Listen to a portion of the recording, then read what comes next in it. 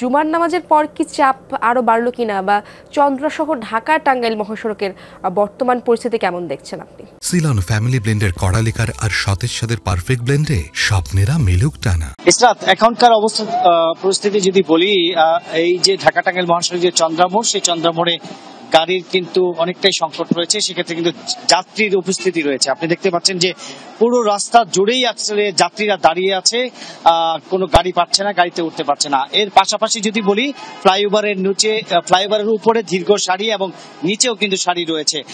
এই ফ্লাইওভারের সারিটি আসলে প্রায় 3 থেকে 4 কিলোমিটার কিন্তু এই দীর্ঘ জটলা রয়েছে। সেই জটলাতে আসলে যারা উত্তরবঙ্গের দিকে যাচ্ছেন তারা কিন্তু তাদের ভোগান্তি পোহাতে হচ্ছে।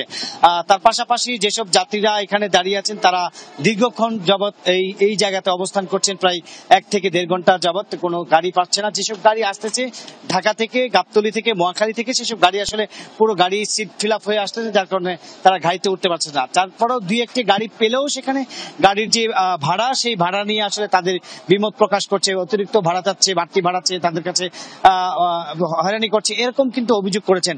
পাশাপাশি পুলিশের যে মহাপরিদর্শক, উনিও কিন্তু কিছুক্ষণের ভিতরে আসবেন, এসে পরিদর্শন করবেন এবং সড়ক জনপথে যে সচিব রয়েছেন উনিও কিন্তু এসেছেন, এসে এখানকার যে পরিস্থিতি সেটা দেখে সাংবাদিকদের সাথে কথা বলেছেন।